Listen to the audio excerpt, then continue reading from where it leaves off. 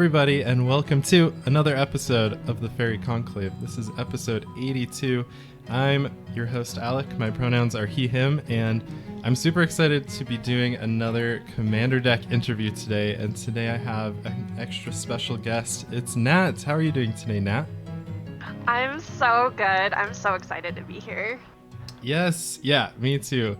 So you are a cosplayer and a streamer, and you do, I feel like, all sorts of other Magic stuff as well.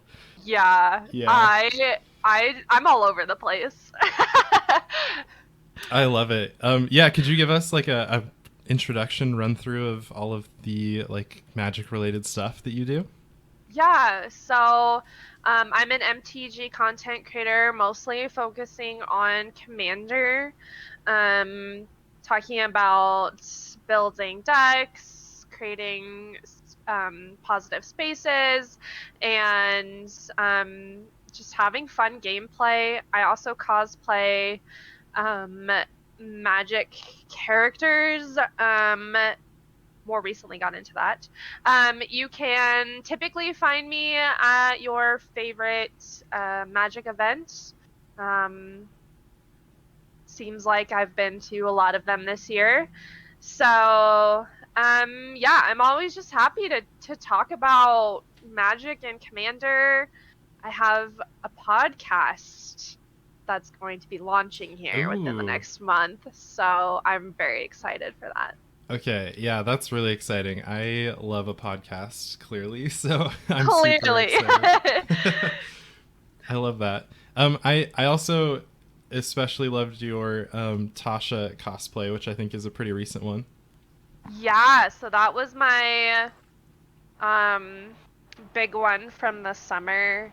I'm currently working on a few, and they are big projects. Ooh. So it might take me a bit, but I have a few new ones coming out, hoping to premiere them at Magic Summit in November.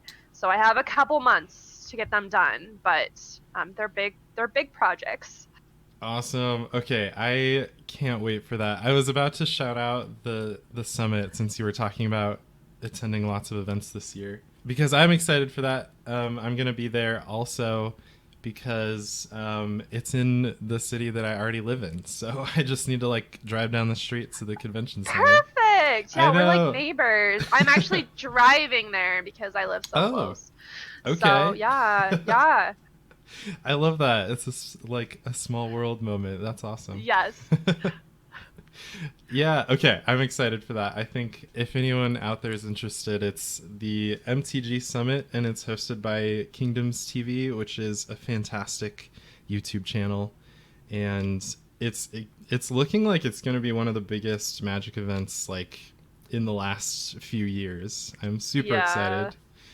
Yeah. It's huge. I'm interested to see like how it all plays out. I'm sure it's going to be fabulous. There's a lot of great people going. So, I'm excited. Yeah, me too. And it's a few days after my birthday, so it's just going to be like an incredible weekend. Yeah, so I'm excited. I'll be able to see your cosplay in person when it gets unveiled. Yes, I hopefully will be unrecognizable as a person. People always say that when I'm in cosplay, they like don't recognize me from day to day because I look completely different when I'm in cosplay. So that happened at a couple events where I was cosplaying, and then they were like, "Wait, Nat? Yeah, okay." So I will always post about like what I'm wearing that day though. So hopefully people can figure out who I am and we can all hang out. Okay, yeah, that sounds good. I'm very much looking forward to it. Okay, yeah, and before we dive into the Commander Deck interview, let's do our quick community spotlight for the episode. So this is where we take a few minutes to just shout out a fellow content creator whose stuff we've been enjoying lately in Magic. And we love it because the Magic community is so cool, and I love it so much. And so today we're going to shout out the Guardian Project podcast, which is long overdue. I did an episode with Andy where we talked about humans in Magic, and Andy is one of the hosts of the Guardian Project podcast, with Mike, and we did talk about it on that episode, but I wanted to just specifically do like my own shout out in a community spotlight for them. So yeah, the Guardian Project podcast, they've been going for a long time, and they have lots of episodes on lots of awesome topics that are mostly Commander related, so kind of like right up my alley for sure. But they're both just so friendly and welcoming, and just awesome people to talk to and hang out with. And they do like spell table gameplay Commander streams every other week, which I was like honored to be a guest on a few weeks ago. So yeah, it was a ton of fun. You should check out their streams and their podcast, and I'll have both in the episode description below. So yeah, Guardian Project podcast, we love it. They're great. They're absolutely great. Go follow them on all their things. Yes, definitely. Okay, I think it's time to get into the interview. So will you please tell us which commander we'll be talking about today, and what inspired you to build this deck in the first place? Okay, so this commander is one I am known for.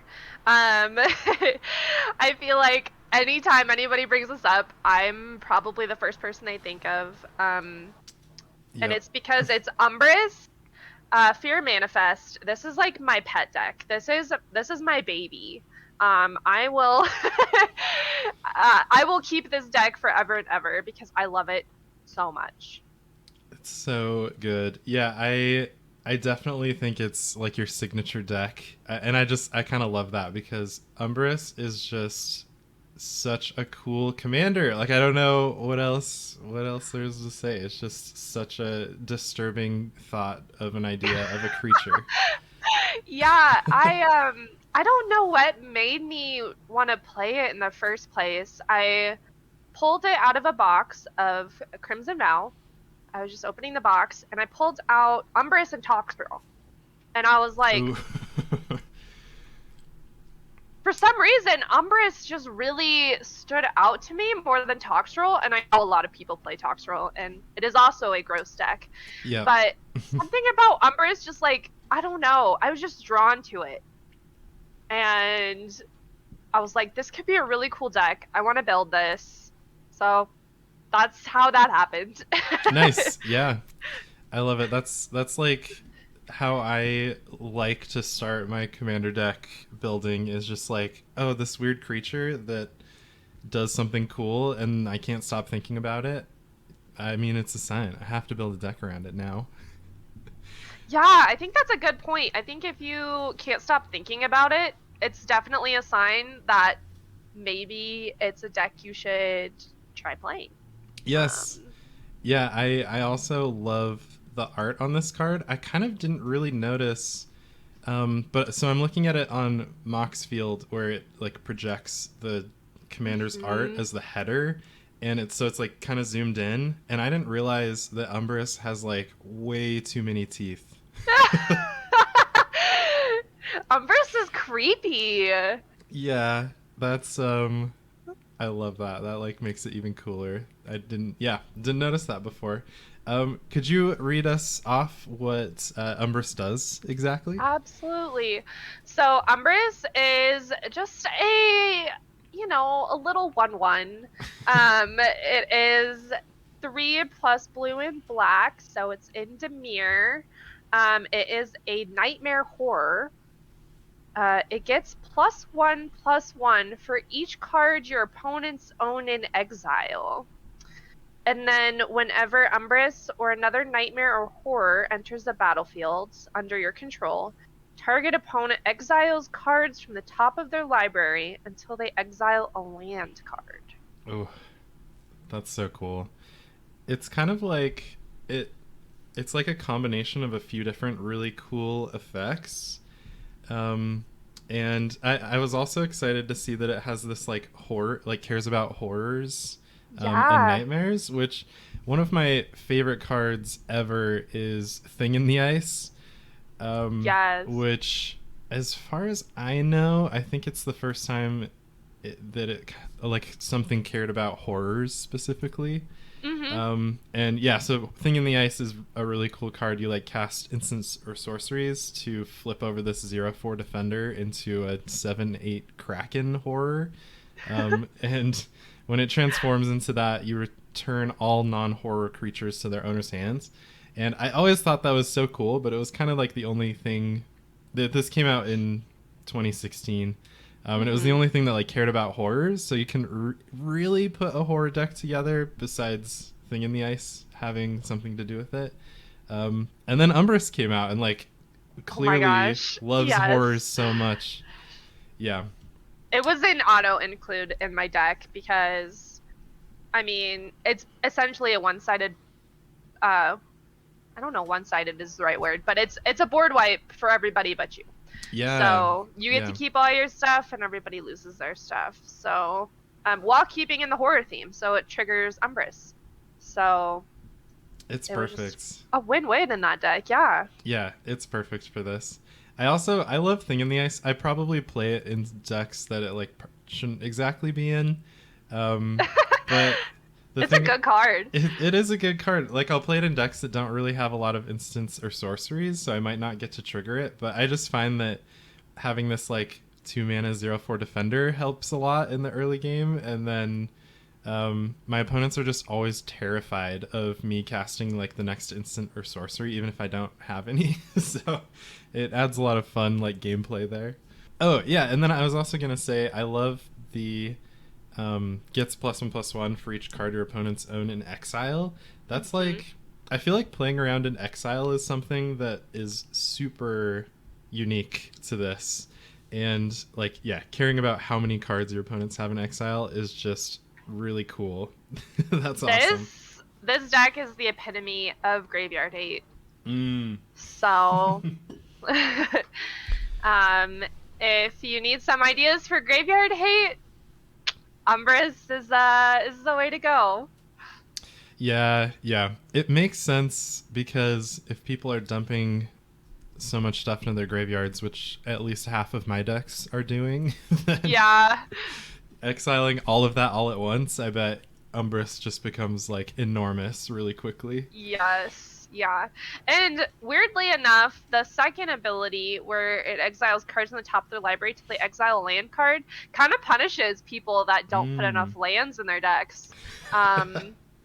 So it's kind of like a multi-effect card, which I really like decks that have a lot of versatility to them. So I think that's probably a big reason why this commander spoke to me too. Yeah, that makes a lot of sense. I hadn't really thought about the punishing low land counts, but it definitely really does do that.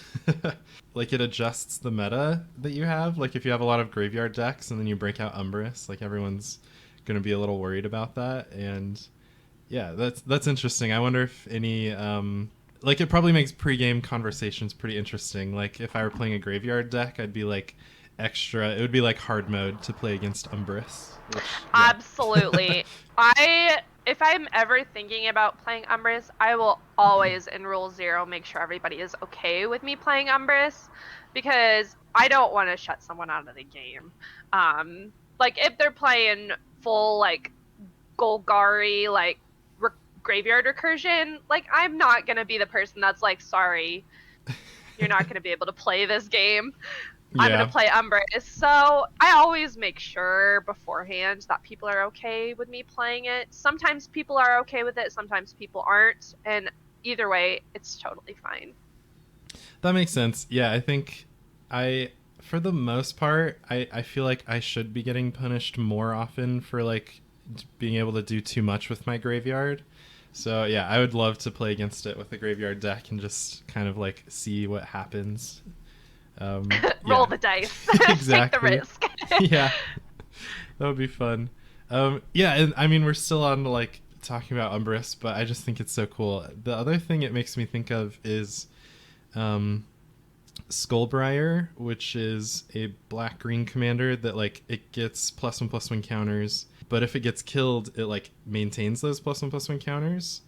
or other types of counters. And then so that way when you're like recasting it, it's like just getting bigger and stronger. And that's kind of what Umbris reminds me of. Like if somebody kills Umbris, you can recast it and then like get another like flip over cards exile trigger, and then Umbris is still just as huge as before, if not bigger.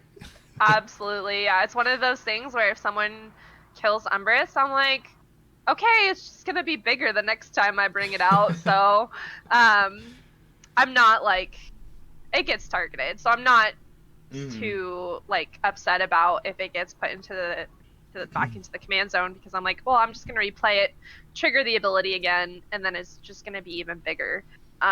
Which is interesting because I actually looked at Skullbriar, thought about building that, but never did.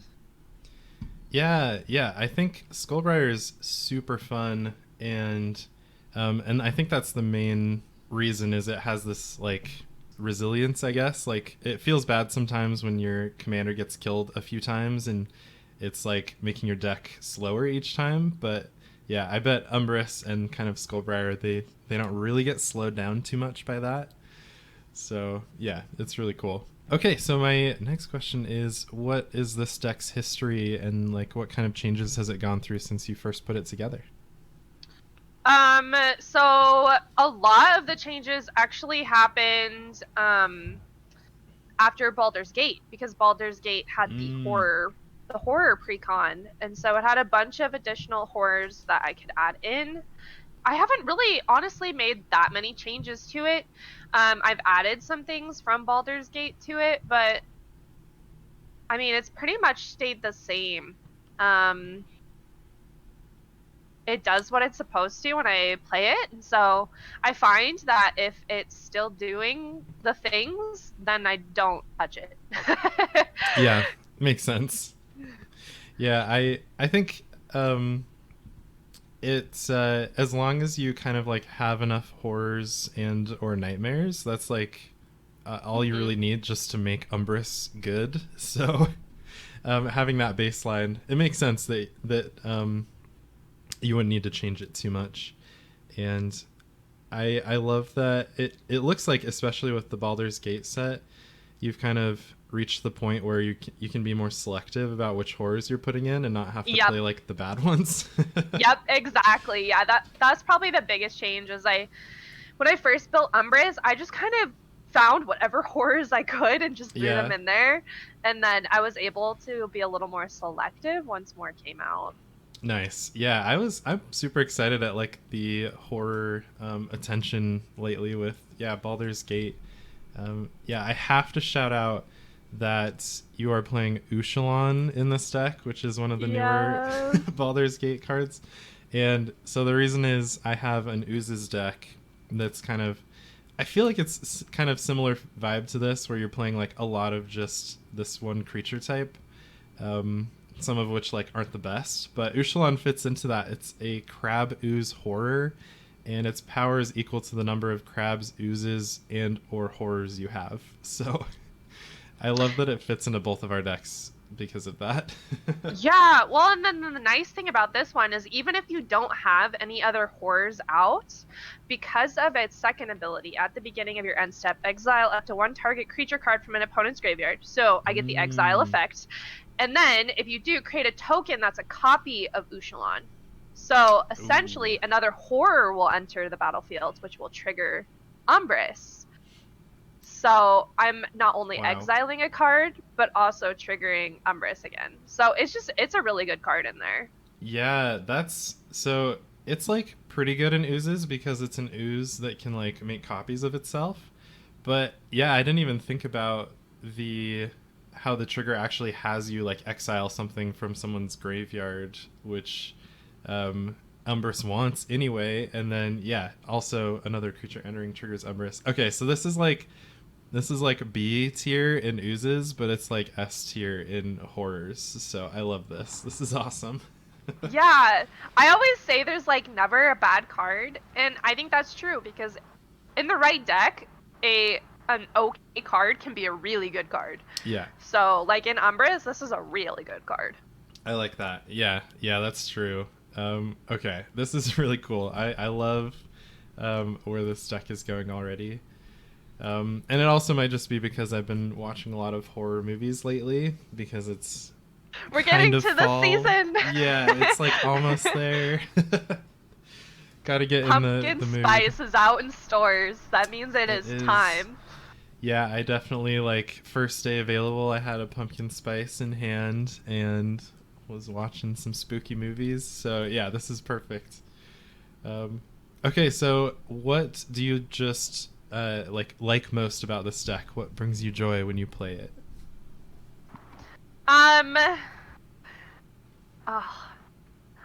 Okay, so this is so weird because this is not my personality at all, but I like how mean this deck is.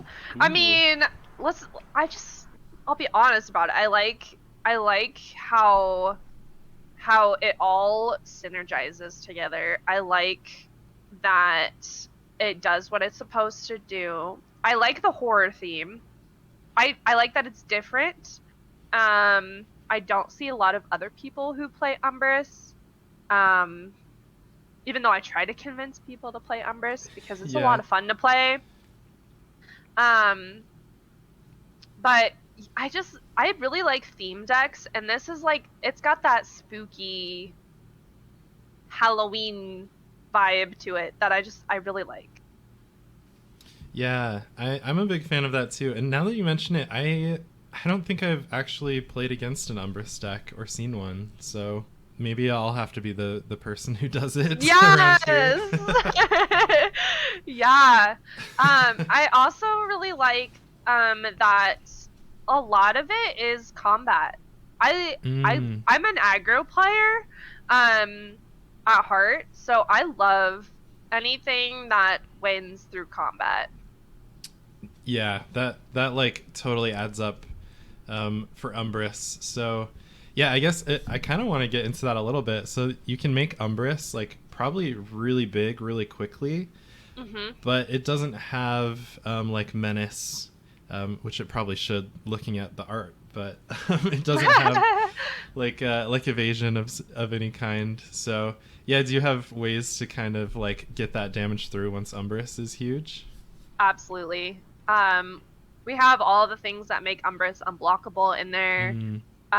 We've got Rogue's Passage. We've got a Whisper Silk Cloak. We've got I don't know. All those two basically put in the most work. Yeah. And then the thing about Umbris is it's so big that either people typically have to block it because it's commander damage. Right, yeah. So even if it's only a 20, 21, 21, like you still have to block that, or it's not gonna, or you're gonna be out of the game. Yeah. So it helps in that way because then you're kind of getting rid of the blockers. And we'll talk about that a little bit later when we talk about his weaknesses. But I think also exiling people's libraries and graveyards kind of assists Umbris because people have less interaction with Umbris. I can't tell you how many times I've exiled something that someone was like, "Oh, that would have been perfect." That was my one removal card. Yeah, exactly. So, yeah, essentially how I win in this deck is with commander damage from Umbris. There are other ways to win, but that is typically the main way that I am winning. Gotcha. Yeah, that makes sense. And I think unless a deck is like a dedicated like tokens deck of some kind, I feel like most of the creatures people have out are creatures that they like they don't want to have to block with them. Correct. So, Yep.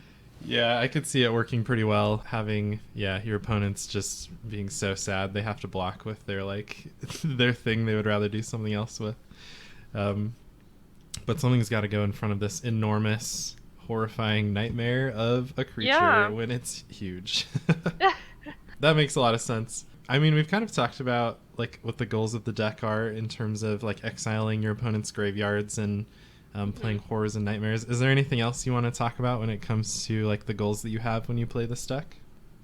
Yeah, I mean that's the main goal, is to get Umbris as big as possible, whether by playing nightmares or horrors, and then triggering that ability, or there's certain sorceries and instants I have in here that'll help buff up Umbris as well, and then just being the mean person at the table. I love it. I think also like a lot of these horrors have really cool like unique effects that can also do stuff while you're over on the other side, like attacking people with Umbris. Like Aboleth Spawn has a cool when a creature ETBs under an opponent's control, if there's like a triggered ability, it gives you a copy of that, which is so strange. And I like can't imagine what that does in just a normal game, because people use so many ETB effects all the time. I bet that stuff like that is just really cool. I see on horrors they have kind of fun effects too. Yeah, that one's interesting. That's like kind of like a protection thing. So if someone plays an ETB effect that like destroys a creature or something, and they're playing it against me, then I can copy that with my Aboleth Spawn and then destroy something of theirs. Just kind of even the playing field, I guess. That's really cool. Yeah. That's a card ever since it came out, I'm like, I don't know what to do with this thing. But I think it's really cool. But just the fact that it's also a fish horror, like that's 3 mana, that's perfect for Umbris. Yeah, and it has flash, so you can flash it in and kind of catch people off guard. Oh, okay, that's really cool. Yeah, I might need to play this somewhere. It's a cool card. Yeah, that's awesome. I also see some horrors have like kind of a mean theme, just a little bit, like not too much, but like Hullbreaker horror definitely is a little bit mean sometimes, and Toxrill also we talked about, but it kind of fits right in. So let's get into it a little bit more. What are this deck's weaknesses, do you think? This deck does not do well against token decks, just because it can't go as wide as token decks. So, unfortunately, people can block Umbris with their like 1/1 token over and over and over again. So, gotcha. Unless I have unblockable out, it makes it difficult. The other weaknesses, that's probably the biggest one. That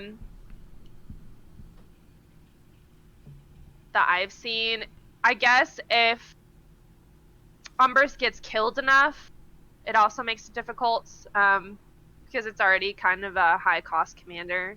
That's true. But I mean, it has to get to a pretty high number for that to matter. Because typically the problem that other people have against this is they'll kill Umbris too early, and then I'll bring him back out and he'll just be gigantic. So, those are probably the biggest weaknesses of this deck that I've seen. Also, if people have a lot of interaction, a lot of ways to counter or remove my stuff, then it will also kind of shut the deck down. So, gotcha. Yeah, makes sense. I like how I appreciate it when decks have weaknesses and they're not just, it doesn't like feel like you're not like it's not a challenge. So I like how Umbris's weaknesses, like you have cards that can help overcome those. Like if you get a Whisper Silk Cloak out, it's like pretty much over for your opponents. But it, like, you might not necessarily need that, but it is in there like in case you do. Right. Yeah, and then I guess for the like recasting it over and over, that's just kind of like you just have to wait and play more lands and stuff. Yeah. Which, is something a lot of decks run into, I think, but it's something that it can do if the game goes long enough. So, yeah. Yeah. Okay, I like it. That makes sense. And so, do you have any notable cards in this deck that fill generic roles of like card draw or mana ramp, but that are like spicier for this deck? I mean, we already kind of mentioned Whisper Silk Cloak. That's a big one, not only because it's unblockable, but it also gives Umbris Shroud. Yeah. So that's a big one. I mean, Masquid Nexus is pretty standard tribal include that does some work in Umbris because you're triggering if you're using its tapped ability to create. Some cards that I love that you've included are you have some counter spells, but they're the ones that like exile when they counter, which those like usually don't see play because that doesn't super matter for the most part. But here, I mean, you can like thought collapse somebody and then, or I guess that's a different one. Void Shatter exiles instead of counters, and then it just makes Umbris bigger as the game goes on and you're countering stuff. I think that's really cool. Yeah, I did include a counter spell, but like I kept out a lot of those other standard counter spells and kind of traded them for ones that synergized well with Umbris because they didn't cost any more mana and might as well. Yeah, that's really cool. I love when you're putting a new deck together and you aren't just putting in the same like same cards in every deck just because like they're good. I like when you can kind of find something like Void Shatter or Thought Collapse that fill the same role but do something like a little extra for your deck somehow. I also, I guess while we're in the instance section, at least where I am, I love Siphon Insight as a card.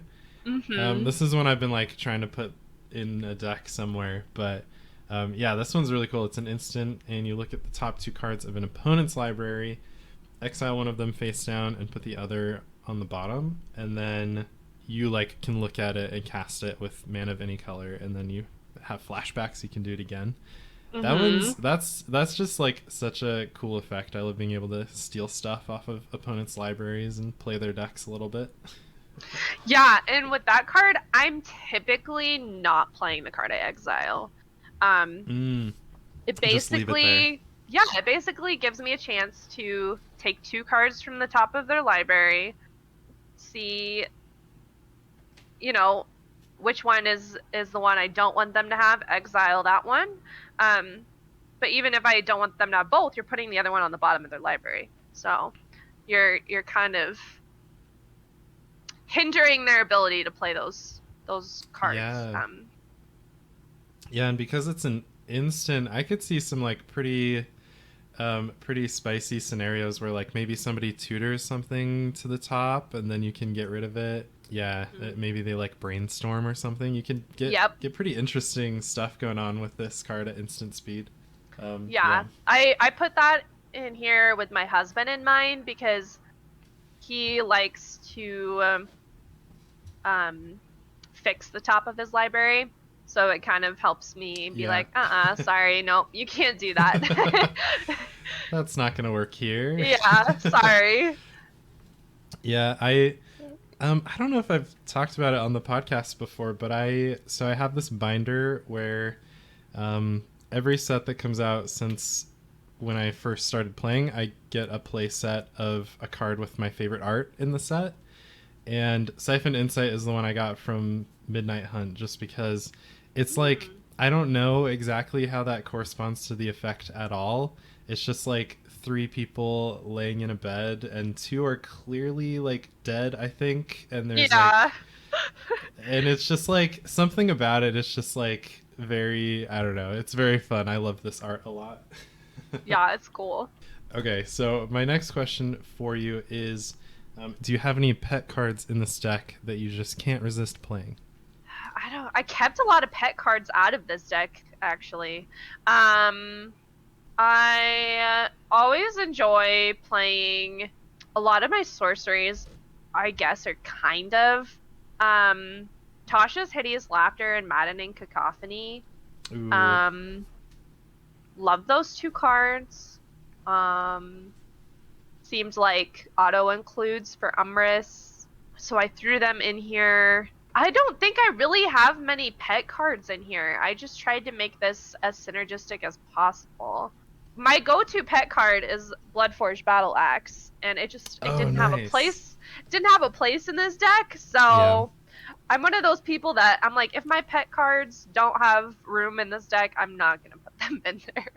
Gotcha. Yeah, I get that. I also love putting Bloodforged Battle Axe into decks that it probably should not be in. So yeah. I totally get that.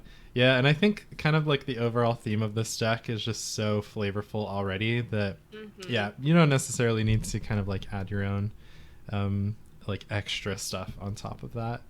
One of the sets that like got me super into Commander was around like Shadows over Innistrad time. Like I was playing Commander, but I just thought so many of the cards that came out in that time period were so cool that I got like way more invested.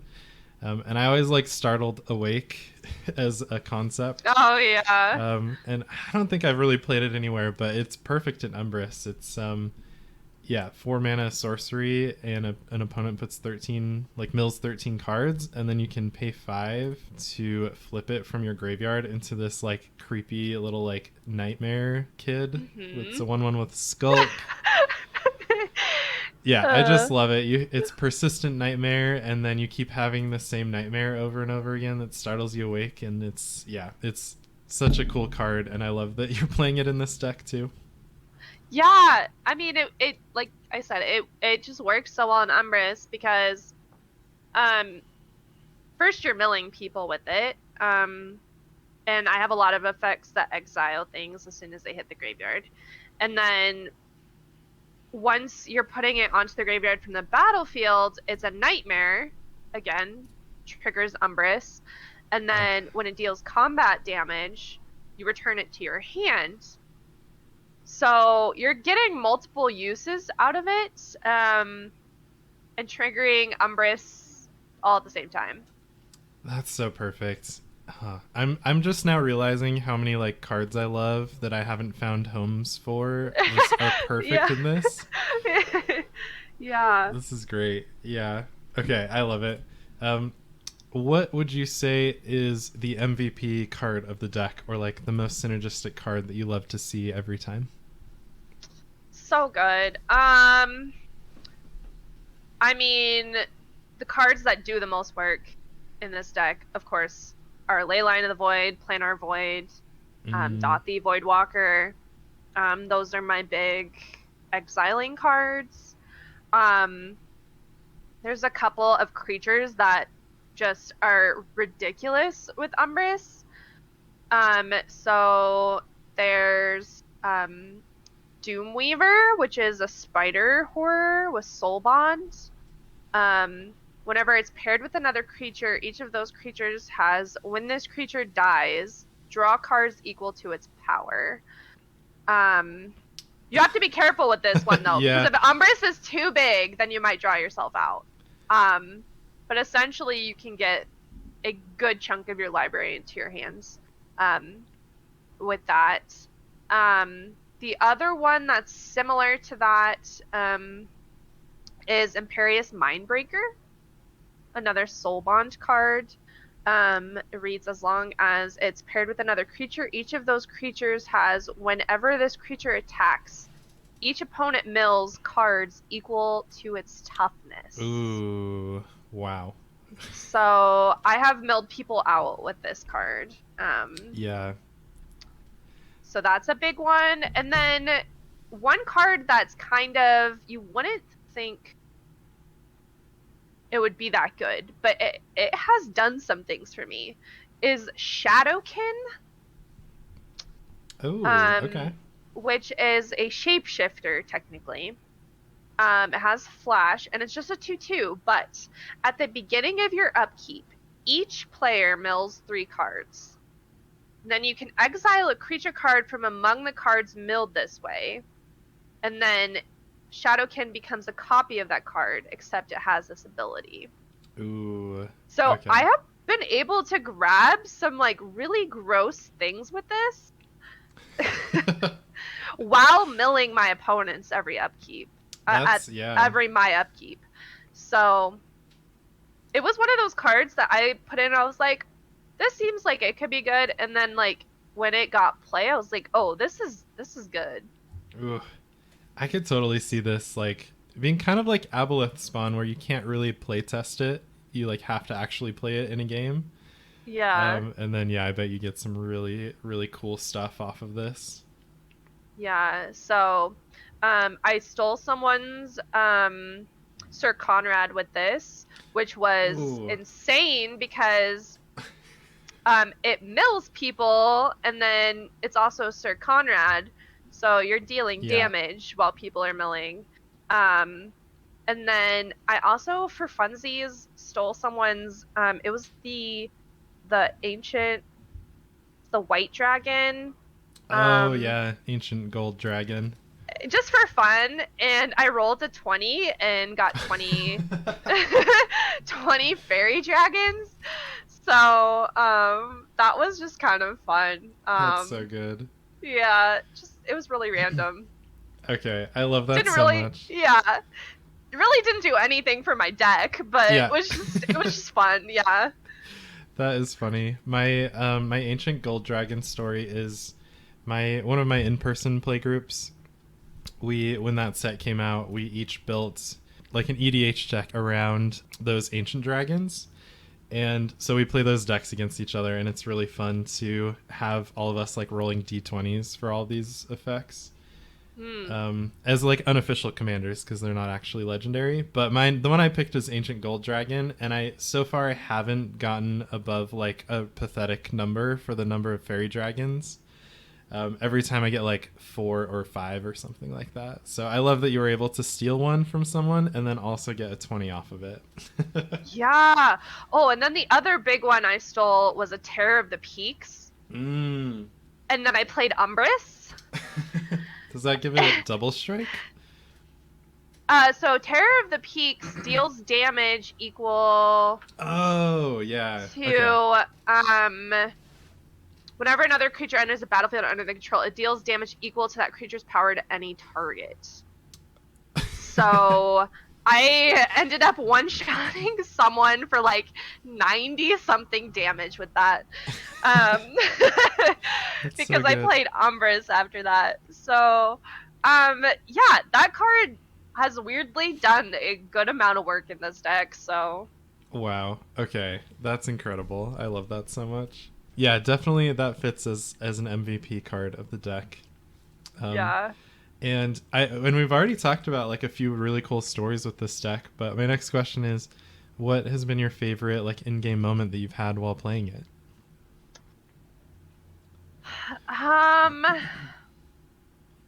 Probably that game where with that Terror of the Peaks copy. That game, I had Leyline of the Void in my opening hand. Oh, so nice. Essentially, if it's in your opening hand, you can begin the game with it on the battlefield, and it says if a card would be put into an opponent's graveyard from anywhere, exile it instead. And so the whole, like, from then on, the whole game was I mean, it was still a lot of fun. I tried to make sure my opponents had fun too. But it was just one of those games where Umbris was huge, like huge. Like I said, I hit someone for 90 something, so Umbris had to have been like a 94. Wow. That's so good.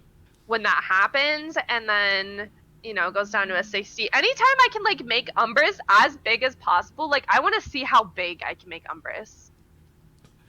And with Umbris's ability, I mean, you've got like your 3 opponents with 99 card decks, so like it can max out pretty high. Yeah, which is good because when you do kill an opponent, you lose their exile cards. So Umbris does get smaller. So he went from like a 90 something to like a 60 something, which is still Gotcha. which is still big, but and then after that he went to like a 30 something. So Interesting. Yeah, I hadn't really thought about that, but it makes sense that once you kill a player, all of you their have stuff is gone. So yeah. you have to be really like thinking about who to, because Umbris can't really kill more than one person per turn. Yeah. So you really have to think about who you're gonna take out, because you don't want Umbris to be like tiny. Yeah. It's interesting. I feel like a lot of people look at Umbris and just see like another Voltron commander, which there are a ton of options for. Yes. But yeah, even just like that cool interaction, like trying to think about which opponents you want to kill first because you need others alive to use their exile zone. Like no other deck does that. That's so cool. Yeah. So, you know, a person if you have most of their cards exiled, it's not going to be good for you if you take them out and then you can't do anything to the other couple players because Umbris is tiny now. Because there's usually more than one threat on the battlefields. Yeah, definitely. So. Oh man, that's so cool. I'm just like, the more we talk about it, the more I'm into it. yeah, it's a lot of fun. Yeah, it sounds really fun, and we've already talked about so many like fun stories and like synergies with this deck. So yeah, this has been so much fun. I have one last question for you. We've reached the final question. Yes. And this might be like more personal for me now that I've been thinking about it a lot throughout this episode, but what advice would you give to other players out there who are looking to build an Umbris deck?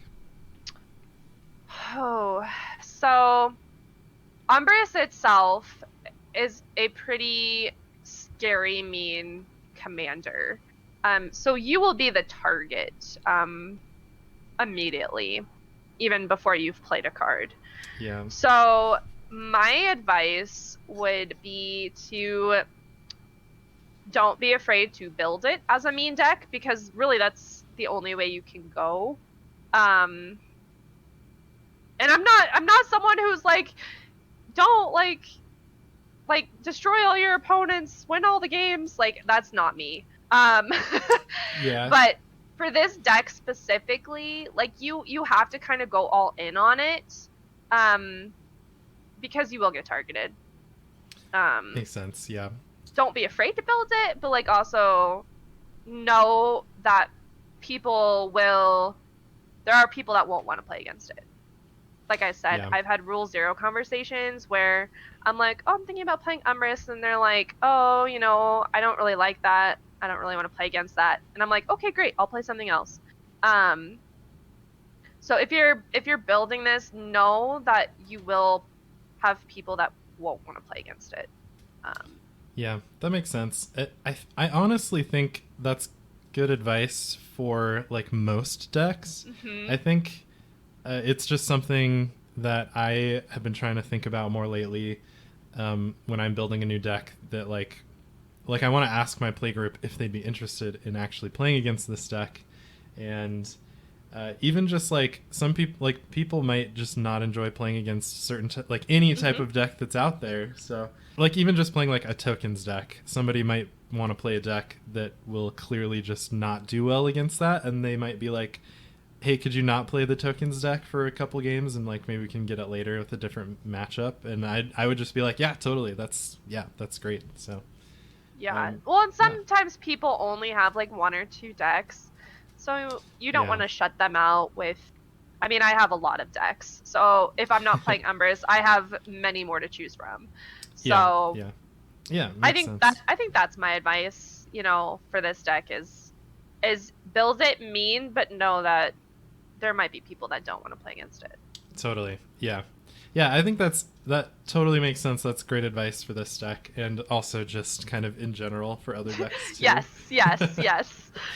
I'm kind of the same way too. I'll usually have like a newer deck that I might want like put forward as a deck I want to play first. But if somebody's like, no, thank you, then I have like so many other decks to choose from. I say it's because I'm a content creator and like I should have lots of decks to talk about, but really it's just because I want to. So I'm always happy so to. True. Yeah. I'm like this last set I just opened some Dominaria, and nice. When I was looking through the spoilers, I was like, okay, there's like 1 or 2 decks like I want to build. And then I opened the box yesterday and I have a pile of like 7 commanders here that I'm like, I want to build this deck. So it's it's not just content. It's like I just want to build these because they look fun. Yes. Yeah, there's something too about like when cards get spoiled online, they're always like a little bit blurry and don't look as yes, like they don't capture your attention as well as they do in person. So I've noticed that too. Like when looking at spoilers, I'm like, I don't know if I really want to build like maybe a couple of these, but then when you actually like open the cards in person, you're like, oh, it's beautiful, I have to. It's beautiful. Yeah, that's how it was with the new one with all the flowers around it, Queen Elenel. Ooh. The card is gorgeous. Like the stained art version. Yeah. Like, okay, I have to build this. The card is just beautiful. Yeah. Yeah, I'm the same exact way, especially with the cool like alternate art treatments and stuff like that. Yeah. Oh, yeah, it's great. Okay, well, we've made it to the end. Thank you so much. This has been an absolute pleasure. I've loved talking to you about horrors and Umbris and all of the scary things that you can do with this deck. Yes, thank you for having me. I could talk to you for hours. Yeah, I am the same way, which is why I do this all the time. So I know we talked about talking about one of your other decks, your Cats deck, which would be fun to get into someday. So yeah, it's been awesome having you on. Would you like to give one last like shout out and link to your content that you've got going on? Yeah, so I am Nat, also known as Giraffa Nat, GIRAFFANAT, on all the things. Sorry, that was a very loud motorcycle going by. I am usually on Twitter. I live on Twitter. I stream on Twitch, so you can find me on Twitch. All of my handles are the same, so I am Giraffanat on everything. So that's how you can find me. Awesome. Yeah, definitely go check out. I'll have all of the links to those things in the episode description. So yeah, go check out Nat's streams for sure. Go follow on Twitch and on Twitter as well. Yeah, thank you so much. This has been so much fun. You can find me at the Faerie Conclave on Twitter and Instagram, and I have a Discord also if you'd like to join that out there. And also, if you want to talk about a deck, just send me a DM and let's make it happen. I love to talk about commander decks and also all sorts of other topics. So yeah, anyway, thank you one last time, Nat, for joining me, and everyone else out there, I hope you have a good rest of your day, and we'll catch you next time.